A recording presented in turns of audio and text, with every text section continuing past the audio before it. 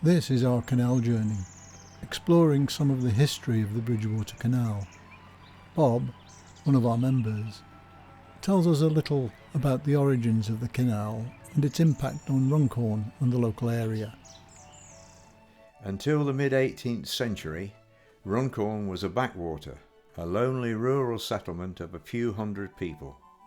There was a ferry crossing and a small wooden bridge linking both sides of the River Mersey.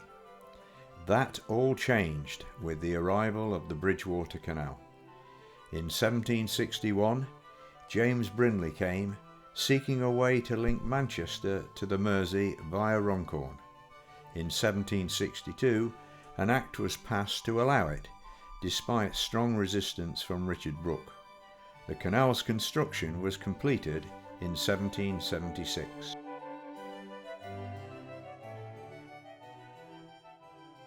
The Bridgewater Canal was primarily built to carry freight to and from Manchester. The 38-mile-long canal from Lee to Runcorn became a vital link in Britain's inland waterways. The building of the 10 top locks was a wonder of engineering, raising barges 24 metres from the river to the canal and provided employment for hundreds of people. Local quarries such as Runcorn Hill, known locally as Frog's Gob, provided high-quality sandstone for the construction of the canal, locks and basins. In 1785, the final line of locks ended in a tidal basin, which was the start of the port of Runcorn. We made 5 stops: at Moor, Daresbury, Preston Brook, and then 2 locations in Runcorn. The first of these stops was at Moor. Sue Lancaster, a local historian, told us what happened to the coal in the Duke of Bridgewater's coal barges once it arrived in Moor. I want you to look at this strange building. It looks a little bit triangular. And here it is again, where it backs onto the canal. And that's as it fronts onto the road. Although it's got smart doors on, it hasn't changed very much over the years. And this is where the coal man used to ply his trade. On one side, I don't know which one, I think it's this side, he used to stable his horse. And on this side, he used to keep his cart. And you'll see that the land is a little bit higher here than there. So from here, inside this building, they used to project a sort of a shelf. So they'd tie the boat up, unload the coal onto this shelf that was here, and then it would be loaded straight onto the back of the cart. And the coal man would deliver his coal.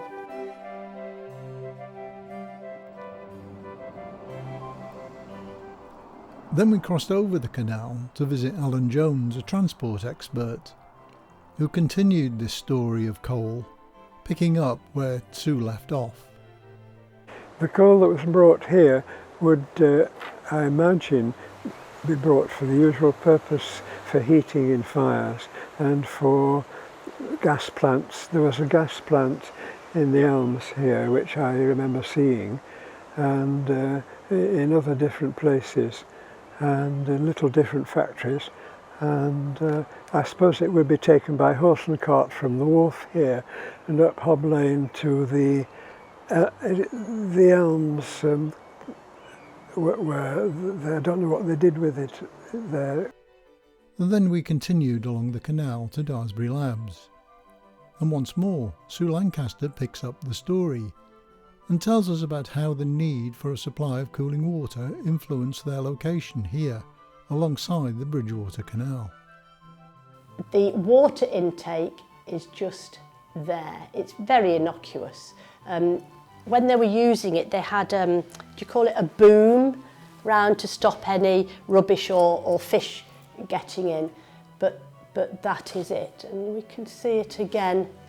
Here you can just see some bits of concrete, and there's just a little hole in the canal bank there, but it was very important to them. That is the intake there. As I say, it used to have a boom round it to stop the rubbish going in. And now we've arrived at Preston Brook, where we meet up with Kerry Williams, who has taken over the restoration of Preston Brook Wharf, which has been in business on the canal since the late 1700s. In 1770 they just started building the Preston Brook Canal Tunnel. This site was being used in its very infancy as a transshipment wharf for bricks and other construction materials. When the tunnel was completed by 1777, the site started working in earnest. The site was as a transshipment wharf, so boats coming from the Midlands using the Trent and Mersey Canal would come up here, and then cargo could be transshipped to either go into a barge to head towards the Mersey or into a barge to head towards Manchester, and goods going from the other way obviously would be transshipped from barges into the boats to go down to the Midlands. The wharf will have been involved within the transatlantic slave trade indirectly, as until 1831 it was really the only through route from the Midlands to the north. So goods coming to Liverpool in order to be part of the triangle trade will have undoubtedly been transshipped here and moved from boats into the ships and away on the unfortunate, grim trade. And obviously vice versa, we know that this site was dealing with a lot of sugar, which can only have come from the plantations. Obviously this continued until 1807 when the slave trade was finished, and the wharf was still held king until 1831 when the Macclesfield Canal was opened and provided a second road from the Midlands up to the north. It didn't lose any trade by then, it was still perfectly in its own power. It just carried on expanding. A few miles along the canal from Preston Brook, we were invited by its chairman, Graham Bridge, to have a look round the Bridgewater Motorboat Club. This club is located on the old site of the Sprinch boat building yard. The boat builders moved here when the Manchester Ship Canal was built on their old location on the River Mersey. A lot of the boat clubs on the Bridgewater, and there are about 5 of them, are called cruising clubs, and their objective is to sail here, sail there in convoy, have a trip down to one end of the canal one weekend, perhaps the other end of the canal the other, and have socials on the bank side and that sort of thing. This club's always been far more concerned with the repair and maintenance of the boats, and the beauty of the site here was that the original dry dock is still in use and is used every week by members repairing, painting their own boats. So I would say the main function of our club is for the repair and maintenance and looking after our boats in the most efficient way we can. Yeah. Big Pool was an important part of Runcorn's boat building history and once gave access directly to the Mersey. Graham tells us a little bit more. Well, unfortunately there's very little of it left, but it was a big expanse of water there long before the canal was built, and it was occupied by various boat building companies, boat painting yards, and at its latter days it became a dumping ground for all the boats that were no longer required, because as boating came to an end they had to do something with all these wooden boats that had been plying the canal for 100 years, and a lot of them ended up in Big Pool and just allowed to sink, and still there now. When the new town came along and all the new roads came in, that most of it was filled in, and there's just really a bit of an indentation now, that when you get plenty of rain there's a puddle at the bottom of it, but that's about all that remains of Big Pool. Unfortunately it would have made a wonderful marina, but that wasn't to be, sadly. The Bridgewater Canal once contained an awkward loop. The more obvious route was unavailable because the technology of the time couldn't cope with building the canal along the side of a slope.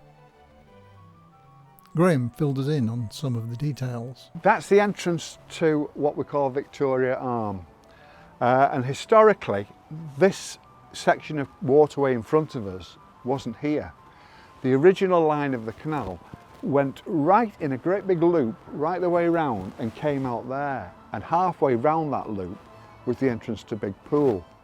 So you had this loop, and you've got an entrance here and you've got an entrance here. Now the entrance here is to our slipway and dry dock, and then it comes to a halt where the road is.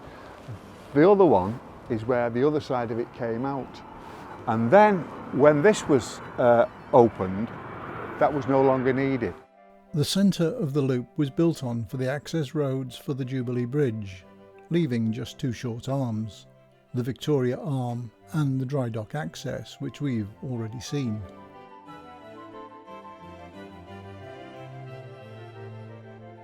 Just along the canal from the boat club, we reach the end, where once a line of locks connected the canal to the Mersey ports.